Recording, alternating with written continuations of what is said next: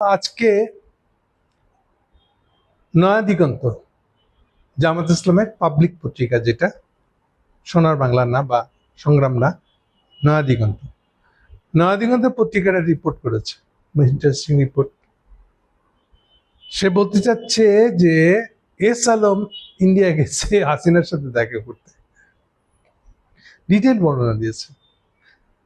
বর্ণনা পাস্ট, অর্থাৎ এই আগস্ট মাসের, এখন তো আগস্ট মাস আছে, আগস্ট মাসের 3 তারিখ থেকে উনি মক্কা গেছিলেন, ওখান থেকে শুরু করছেন এই ট্যুরটা। আলটিমেটলি দুবাই হয়ে ইন্ডিয়া গেছেন, দিল্লি গেছেন, কয়েকবার 3-3বার হাসিনার সাথে সাক্ষাৎ করছে, করে ফাইনালি 17 তারিখ উনি ব্যাক করছেন। এটি হচ্ছে রিপোর্টটা। হেডলাইনটা হলো আমাদের নির্বাচন বানচাল করার পরিকল্পনা আঁটতেছেন উনি। ওই যে কথা বলতেছিলাম একটু আগেকার প্রথম সাবজেক্টের বেলায়, যেটা বলতেছিলাম যে একদম মাঠে নেমে গেছে উঠা পড়ে তাদের এজেন্ডা নিয়ে। সো এটাকে একটা রয়ের এজেন্ডা মনে করতে পারেন, বাট একটা সাধারণতা দিয়ে দিই আমি, যে জামাতের সাথে এস আলমের সম্পর্কটা একটু খেয়াল রাখতে হবে আমাদেরকে। কিরকম সম্পর্ক আপনারা জানেন যে আমি একসময় নয়া দিগন্ত কলাম লিখতাম, সেই সময় থেকে জানি এস আলমকে দিয়ে হাসিনা পুরা ইসলামী ব্যাংকটা নিয়ে নিয়েছিল। খুব শর্টকাটে বললে, এস আলমের সাথে ইসলামী ব্যাংকের সম্পর্ক হলো, এস আলম ছিল খাতুনগঞ্জের ব্যবসায়ী, আমদানিকারক, বিগ আমদানিকারক আর কি, মানে বাল্ক আমদানি করে যারা, সেই ধরনের একটা সে আমদানিকারক হিসেবে তার একটা ব্যাংক লাগে, সেই ব্যাংক ছিল ইসলামী ব্যাংক। কিন্তু হাসিনা এটাকে উল্টায় দিয়ে করলেন কি, ওকে দিয়া ব্যাংকটা লেখায় নিলেন অলমোস্ট গান পয়েন্টে, রিজার্ভের লোক পাঠায়, জেনারেল ব্রিগেডিয়ারদের পাঠায়, ওই বোর্ডকে বাধ্য করছেন উনি এটাকে পুরা যেটা বলে যে মালিকানা শেয়ার, তা ট্রান্সফার করে দিতে এস আলমের নামে। সো এস আলমের নামে ওরা ট্রান্সফার করে দেয়। পরবর্তীকালে হাসিনা এটাকে লেখায় নেয় যে এস আলম এবার পাওয়ার অফ অ্যাটর্নি দিয়ে দিয়েছেন আরেক সচিবকে। সচিব তখন রিটায়ার্ড, সেই সচিবের কাছে ওটা ট্রান্সফার করে দেওয়া হয়েছে। তারপরে ওই সচিবের কাছ থেকে নিয়ে এবার হাসিনা অর্থ লোপাট করা শুরু করছেন, সরানো শুরু করছেন। কিন্তু সবার আগেকার কথাটাই বলা হয় না আসলে। এস আলমকে উনি বাগে নিয়েছিলেন যেভাবে হাসিনা, সেটা হলো 3117 কোটি টাকা।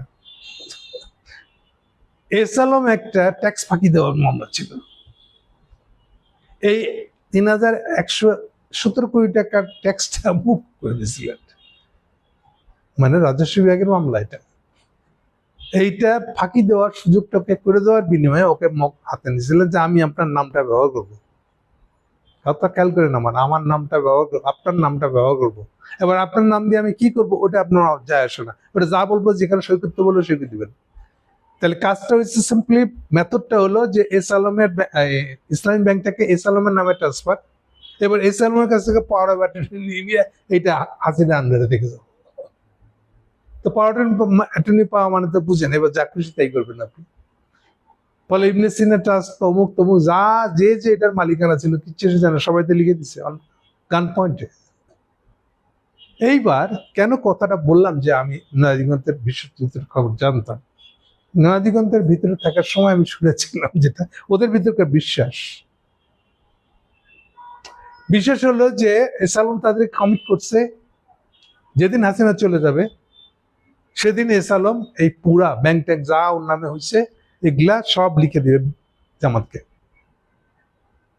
চিন্তার কোনো কারণ নেই তাদের, এবং তাদের ভালো খায় খাতিরটা ছিল। আমি যতটুকু জানি এটা ছোটখাটো বিপদ টিপদ হয়েছে, এস আলম হাসিনার কাছ থেকে বললে বিপদ কাটায় নিয়ে আসছে, এরকম কাহিনীও করছে। তো সেই হিসেবে তারা তো খুব খুশিতে ছিল, হাসিনা চলে গেলে ব্যাংক ফেরত পাবে। কিসের কি, এস আলম তো সেই এস আলম না।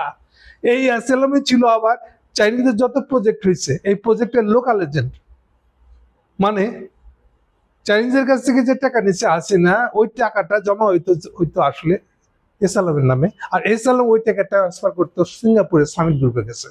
এই ছিল রুট। ফলে এগুলোর ভিতর দিয়ে টাকা পাইতে পাইতে এস আলম নিজেই সিঙ্গাপুরে একটা কোম্পানি ফেলে আনিছে, আর তার সমস্ত টাকা পয়সা, চুরির টাকা পয়সা ওখানে জমা করছে। এখন এই আমলে এসে দেখেন তার আন্ডারে 6টা ব্যাংক, সকল ইসলামী ব্যাংক নাম দিয়া, নানান ধরনের ইসলামী ব্যাংক, এগুলা এগুলোর ভিতর দিয়ে সমানের টাকা চুষছে সে। এখন বাংলাদেশ ব্যাংক যে কাজগুলো করতে পারছে না, স্টুপিড হয়ে বসে আছে। এটা গাধা, বাংলায় বললে গাধা। ইউনিশ সরকার সবচেয়ে বড় ফেলিওর হচ্ছে যে খেলাপি ঋণ উদ্ধার করতে পারে না। খেলাপি ঋণ উদ্ধার না করতে পারলে কি হবে, এই কথাটা আমি হাসিনা থাকার সময় থেকে বলে আসতেছি। খেলাপি ঋণের সাথে ডাইরেক্ট সম্পর্ক মুদ্রাস্ফীতির। ব্যাংকের টাকা নাই, টাকা মেরে দিছে, লুটপাট করে নিয়ে চলে গেছে। এখন এই টাকা ভর্তি হিসেবে বাংলাদেশ ব্যাংক টাকা ছাপায় যদি পূরণ করতে চায়, টাকা ছাপানোর মানে বুঝেন না? এটি তো ডাইরেক্ট মুদ্রাস্ফীতি। এই যে 12-14% হয়ে গেছে, কমায় কমায় দেখা এই হয়ে যাবে, এই আর 6 মাসের মধ্যে এটা ঠিক হয়ে যাবে। এই যে গল্পগুলা দিতেছে সালাউদ্দিন সাহেব আর ইউনূস সাহেব, এই গল্পগুলোর অর্থ কি? ইতিমধ্যে যতগুলা ফাইন্যান্সিয়াল ইনস্টিটিউট আছে দেশি বিদেশি, তারা যে রিপোর্ট গুলা দিতেছে, তাতে দেখেন আপনি যে বাংলাদেশের ইকোনমি ফেল করবে। খালি একটার জন্য বেঁচে আছে, এই ইয়েরা যে টাকা পাঠাচ্ছে বিদেশ থেকে প্রবাসীরা, সেই টাকার জোরে আমাদের রিজার্ভটা 30 বিলিয়নের উপরে উঠছে। এখন ওটা দেখাই তো আর এই প্রবলেমগুলো সলভ হবে না। মুদ্রাস্ফীতি কমানোর সাথে প্রবাসী যে আয় বাড়ার সাথে কোনো সম্পর্ক নেই। আর বারে বারে বলছি আমি যে খেলাপি ঋণটা খেলাপি ঋণই, মানে টাকার ঋণটা উদ্ধার করতে হবে। এটা এখন বিদেশি কত টাকা পাচার হয়েছে ওটা ফেরত না আসার সাথে কোনো সম্পর্ক নেই। একদম নগদ যেটা আমাদের বাংলাদেশের টাকা যেটা ছাপানো আছে, ওই ছাপানো টাকাটাই ফেরত আসতে হবে। এটা ছাপানো ফেরত আসার একটাই পথ, যারা যারা টাকা মারছে তাদের সম্পত্তি যা বাংলাদেশে এখনো অ্যাভেলেবেল, এই সম্পত্তি বেচে দিতে হবে, বেচে দিয়ে ওই টাকা উদ্ধার করতে হবে। এই টাকা ডাইরেক্ট টাকা এসে ঢুকলে বাংলাদেশ ব্যাংকে, দেন মুদ্রাস্ফীতিটা কমবে। একদম ডাইরেক্টলি রিলেটেড। আপনারা খেয়াল করছেন এখন আবার গত রোজার ঈদের সময়কার যেরকম ভাবে মুদ্রাস্ফীতি চাকা দিয়ে উঠতেছিল, কেউ যেন ঠেকাইতে পারতেছে এমন এক জায়গায় চলে গেছে। এইটা এখন আবার সেই ট্রেন্ড শুরু হয়েছে, মারাত্মক জায়গায় চলে যাচ্ছে। এটা শুধু ওই মরিচের দাম বৃদ্ধি না, আপনি চালের দাম দেখেন, অন্য সবকিছুর দাম দেখেন, 100 টাকার কাছাকাছি ছুঁই করতেছে এই সময়কার চাল। তাহলে মুদ্রাস্ফীতি কমানোর কোনো ক্ষমতা ইউনূস সাহেবের নাই, না সালাউদ্দিন সাহেবের, না এই ব্যাংকের যে গাধাটা আছে গভর্নর, বড় বড় কথা বলছে আছে না, বলে আর এটা করলে হয়ে যাবে, এটা করলে হয়ে যাবে। এখন পারে না কেন? এনিওয়েজ, এসালম নিয়ে বেশি বলে ফেলেছি। এই এসালম দেখা করছে নাকি, মানে যাই হোক, জামাতের ইন্টারেস্ট এসালমের পিছনে লোক লাগিয়ে এই সবগুলো ইনফরমেশন জোগাড় করা। এখন এর ভিতরে কতটা সত্য কতটা মিথ্যা এটা ওনারাই বলতে পারেন, আমি এটা যাবো না। আমি খালি এখানে একটুকুই বলতেছি যে জামাত ইসলামের এত আগ্রহ কেন। জামাত ইসলামের আবার ইসলামী ব্যাংকের সাথে জড়িয়ে আছে তার পার্টির বিকাশটা, এটা অনেকেই জানে না। জামাত ইসলামের যে পার্টি স্ট্রাকচার, এটা কমপ্লিটলি কমার্স পার্টিদের কাছ থেকে নেওয়া, এবং নেগেটিভ অর্থে। কিরকম? কমার্স পার্টি একসময় ভাতা দিয়ে কর্মী পুষত, এই ভাতা সিস্টেমটা চুরি করছে, মানে কপি অর্থে চুরি করছে আসলে জামাত ইসলাম বা গোলাম আজম। তো সে মনে করেছিল এই বাংলাদেশ একটা ব্যাংক বানায় নিতে পারলে এবার আর পার্টি বিস্তারে কোনো ঠেকাবে না। তো ফাইনালি কি হয়েছে? এটা হয়েছে ওই যারা টেকা খায় তারাই ভোট দেয় ওরে। পুরা বাংলাদেশের লোককে ইয়ে দিয়ে, ব্যবসা করে টেকা দিয়ে উনি ভোট নিতে পারবেন? তাহলে এটাই জামাত ইসলাম এই পার্টিটার রাজনীতি না থাকার সবচেয়ে বড় কারণ। কিন্তু হল জামাত ইসলামের বেশিরভাগ লোক, বড় বড় নেতা ইনক্লুডিং সবচেয়ে বড় প্রবক্তা এটা তাহের, আর বাকিগুলো একটু কম কম প্রবক্তা, বাট তারাও মনে করে যে আমাদের টেকা না হলে তো পার্টির বিকাশ হবে না। কেন জানেন না? বোধহয় অনেকে জানেন, অনেকে জানেন না। ওদের একটা ডিস্ট্রিক্ট লেভেল সভাপতি, তার status, financial status just like গভর্নমেন্টের সচিব যে স্ট্যাটাসে থাকে ফাইন্যান্সিয়াল স্ট্যাটাসে, সেই স্ট্যাটাসে। এবার বাকিটা আন্দাজ করে নেন, বলে কি পরিমাণ টাকা লাগে এই পার্টিটা চালাইতে। এই টাকাটা আসতে গেলে ইসলামী ব্যাংক লাগে। তাহলে ইসলামী ব্যাংক যদি ওদের হাতে ফেরত না আসে মানে এখন এসালামের হাতে আছে 82% শেয়ার, 18% শেয়ার মাত্র জামাত ইসলামের হাতে আছে। ফলে কান্নাকাটি করতেছে তারা, যেভাবে হোক ইসলামী ব্যাংকটা ফেরত আনতে হবে। কতজন আগে যে কত কিছু অফার করছে, ভাই এটা ফেরত নেওয়ার ব্যবস্থা করে দেন, পোষায় দেবানি। অবস্থা এরকম জায়গায় ঠেকছে। এটা এই কারণে তারা এসালাম নিয়ে রিপোর্টটা করছে।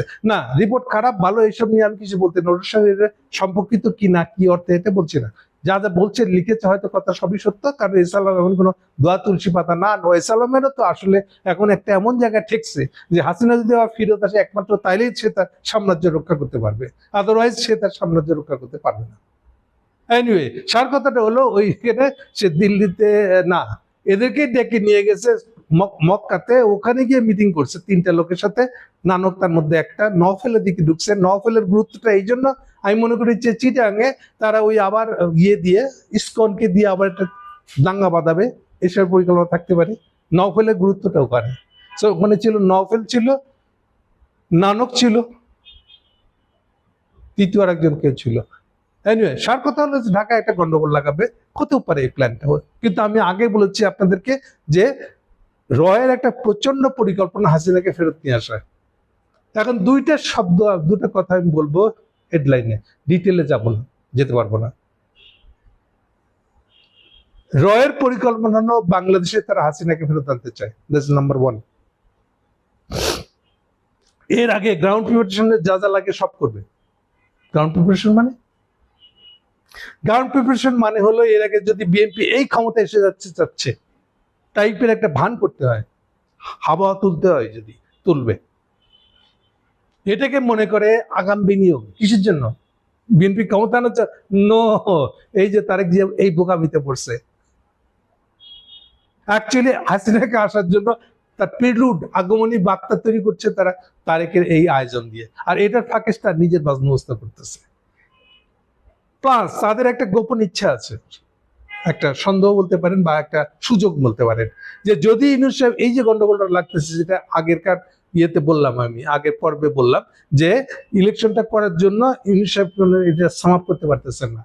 ঐক্যমত্য কমিশনের কোনো ঐক্যমত নাই, জুলাই সনদ নিয়ে কোনো ঐক্যমত নাই। এই যে অবস্থাটা, এতে একটা যদি গন্ডগোল শুরু হয়ে যায়, এটাকে এই ফাঁকে হাসিনা ঢুকে যাবে বাংলাদেশে, এরকম একটা খায়েশ আছে। তো খায়েশ কতটা কি বাস্তবে দেখতে হবে, কিন্তু আমি মনে করি না যে খায়েশ বাস্তবিত হবে। আমি আগেই বলে দিচ্ছি আপনাদেরকে, কিন্তু তাদের এই পরিকল্পনা আছে। সো স্লোলি হলেও, এবার না হলেও পরের বার তারা হাসিনাকে ঢুকাবে। এইটা হচ্ছে রয়ের একদম 1 নম্বর এজেন্ডা। কোনো ধরনের এদিক ওদিক নাই, ইয়েস নো নো, যদি দেখা যাচ্ছে দেখা যাক, নো, এইটাই ওরা চায়। সো এই গল্পটার সাথে এই সমস্ত কিছু গল্পগুলো জড়ায় আছে। এখন বাকিটা আমরা দেখতে থাকেন আপনারা। আর আগামী সপ্তাহ থেকে বলেছি যে এগুলা ইউনূস সাহেবের টলটলমান অবস্থা শুরু হবে, পার্টিগুলোর ভিতরে রাস্তা মারমে লেগে যাওয়ার সম্ভাবনা খুব বেশি। বাকিটা আপনারা সচক্ষে দেখে নেন, সচক্ষে বুঝে নেবেন। Thank you.